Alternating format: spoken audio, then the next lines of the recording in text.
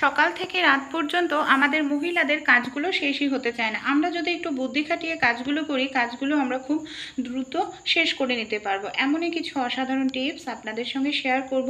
আশা আশা করছি টিপসগুলি আপনাদের কাজে লাগবে। শাড়ি যখন পরা হয়, ব্লাউজের সঙ্গে অবশ্যই পিন আপ করা হয়। চুড়িদার অনেক সময় দেখা যায় সেফটি পিন শাড়ির ভেতর এইভাবে ঢুকে যায়, আর শাড়ি ব্লাউজ ছিঁড়ে যায়, চুড়িদার ওড়নাও ছিঁড়ে দেয়। তা ফয়েল পেপার যদি বাড়িতে থাকে নিয়ে নেবেন, আর ফয়েল পেপার না থাকলে ওষুধের পেছনেই দেখবেন ফয়েল পেপার দিয়ে ওষুধটাকে সিল করা থাকে, সেখান থেকে সামান্য একটু ছিঁড়ে নিন। তারপর সেই ফয়েল পেপারের টুকরোটাকে ভাঁজ করে নিন, সেফটি পিনের মধ্যে এইভাবে টাইট করে ভেতরে ঢুকিয়ে নিন। তারপর যদি আপনারা সেফটি পিন দিয়ে শাড়ি ব্লাউজ যে কোনো কিছুই পিন আপ করেন না কেন, কখনোই দেখবেন সেফটি পিন ভেতরে ঢুকে যাবে না। আপনাদের যে শাড়ি আছে ব্লাউজ আছে সেটা ছিঁড়ে যাওয়ার সম্ভাবনা থাকবে না। আমরা প্রত্যেক দিন সবজি মাছ কাটার জন্য এই ধরনের বটি ব্যবহার করি। অনেক সময় বটিটা জং ধরে যায়, বটির ধার চলে যায়, তাই আমাদের বাড়িতে যে সাদা কালারের টুথপেস্ট থাকে, সামান্য পরিমাণ সাদা কালারের কোলগেট টুথপেস্ট নিয়ে নিন। খুব ভালো করে বটির দুপাশে এইভাবে টুথপেস্টটাকে লাগিয়ে নিন। তারপর এখানে জং পরিষ্কার করার জন্য আমি নিয়ে নিয়েছি শিরিষ কাগজ। শিরিষ কাগজ দিয়ে এইভাবে কিছু সময় একটু ডলে নিন।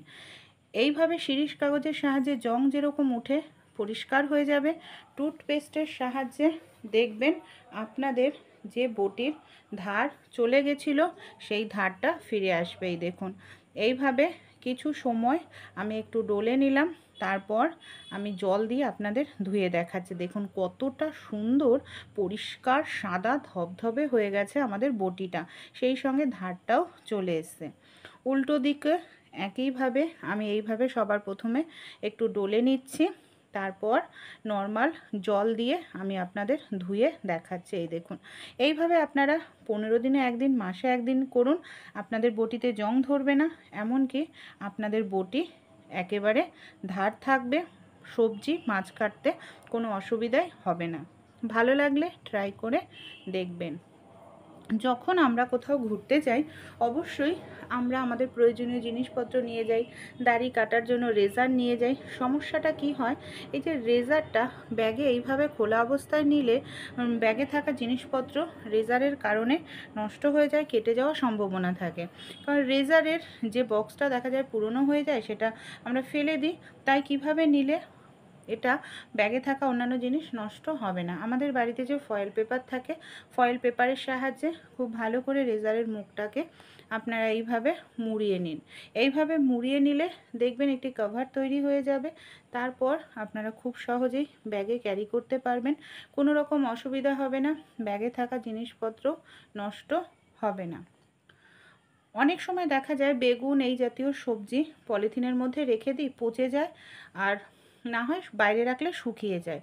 কিভাবে রাখলে পচবেও না, এমনকি বেগুনটা শুকাবেও না, চলুন দেখে নিই।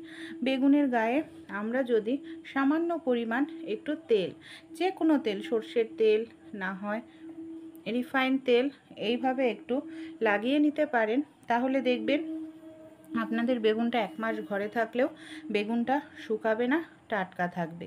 আর কিভাবে রাখলে বেগুনটা পচবে না, ভুল করেও বেগুন কখনো পলিথিনের মধ্যে আপনারা রাখবেন না। পলিথিনের মধ্যে ভেতরে ঘেমে ওঠে, জল জমে। এই ধরনের যে কাপড়ের ব্যাগগুলো হয় না, এর মধ্যে অনেক ছিদ্র থাকে, যার কারণে খুব সহজে হাওয়া বাতাস ভেতরে ঢুকতে পারে, এমনকি সবজিটা ফ্রেশ থাকে। এইভাবে এই ব্যাগগুলোর মধ্যে ঢুকিয়ে ফ্রিজের মধ্যে রেখে দিন, অনেক দিন পর্যন্ত টাটকা ফ্রেশ থাকবে। শ্যাম্পু আমরা কম বেশি প্রত্যেকেই ব্যবহার করে থাকি। অনেক সময় দেখা যায় আমরা যে শ্যাম্পু ব্যবহার করি হয়তো পুরোটা লাগে না, কিছুটা অংশ ব্যবহার করা হয়, বাকিটা আমরা এইভাবে রেখে দিলে বাথরুমের যে কোনো জায়গাটাও নোংরা হয়ে যায়, শ্যাম্পুটা পাতা থেকে বের হয়ে নষ্ট হয়। তাই কিভাবে রাখলে শ্যাম্পুটাও বের হবে না আর আমাদের জায়গাটাও নোংরা হবে না। আমাদের বাড়িতে যে এই ধরনের ক্লিপ থাকে, কম বেশি প্রত্যেকেরই এই ধরনের জামা কাপড়ের ক্লিপ থাকে। শ্যাম্পুটাকে যদি এইভাবে ক্লিপের সাহায্যে আটকে রাখা হয়, জায়গাটা দেখুন নোংরা হচ্ছে না, শ্যাম্পুটাও পড়ে গিয়ে নষ্ট হবে না। তাই এই ছোট্ট টিপসটিও আপনারা কিন্তু ট্রাই করে দেখতে পারেন। চলুন পরবর্তী যে টিপসটি আছে আমরা দেখে নিই। ফোন আমরা কম বেশি প্রত্যেকেই ব্যবহার করে থাকি। অনেক সময় কি হয়, হয়তো এমার্জেন্সি মুহূর্তে আমাদের সিম খুলতে লাগে, মেমোরি কার্ড খুলতে লাগে, কিন্তু ফোনের সিম মেমোরি কার্ড খোলার জন্য যে পিনটা দরকার, ফোন 2-3 বছর পুরনো হয়ে গেলে অনেক সময় সেটা হারিয়ে যায়, নষ্ট হয়ে যায়। সেক্ষেত্রে আমরা ভীষণ সমস্যার মধ্যে পড়ি। আমাদের হাতের কাছে সেফটি পিন প্রত্যেকেরই থাকে। সেফটি পিন নিয়ে নিন, সেফটি পিনটাকে ঢুকিয়ে দিয়ে হালকা করে এইভাবে একটু চাপ দিন, দেখবেন সিমের জায়গাটা খুব সহজেই আপনারা এইভাবে হালকা করে চাপ দিলে খুলে ফেলতে পারবেন। এমনকি আপনাদের প্রয়োজন অনুযায়ী সিম কার্ড, মেমোরি কার্ড ঢোকাতে বা বের করতে পারবেন। ভালো লাগলে আইডিয়াটি অবশ্যই আপনারাও ট্রাই করে দেখবেন। আমাদের বাড়িতে এই ধরনের সোনার যে অলংকারগুলো থাকে অনেক সময় নোংরা জমে যায়, গ্লেজ নষ্ট হয়ে যায়। সামান্য একটু পরিমাণ হারপিক নিয়ে পুরনো টুথব্রাশের সাহায্যে এইভাবে ডলে নিন, রাখার প্রয়োজন নেই। এইভাবে যদি ডলেন, যে নোংরা ময়লা জমেছে দেখবেন খুব সহজেই উঠে যাবে, এমনকি সোনার গ্লেজটাও ফিরে আসবে, নতুনের মতো চকচক করবে, দোকানে দেওয়ার প্রয়োজন পড়বে না। রান্নাবাড়ি করার পর অনেক সময় দেখা যায় কড়াইটা এইভাবে পুড়ে যায়। পুড়ে যাওয়া কড়াই পরিষ্কার করতে অনেকটা সময় লাগে, খাটাখাটনি করতে লাগে। ডিমের খাওয়ার পর ডিমের খোসা ফেলে দিই, ভুলেও ফেলবেন না। ডিমের খোসা ধুয়ে ভালো করে শুকিয়ে রেখে দিন। তারপর ডিমের খোসা নিয়ে নিলাম, সামান্য পরিমাণ টুথপেস্ট, এবার স্কচব্রাইট দিয়ে এইভাবে আমি একটু ডলে নিচ্ছি।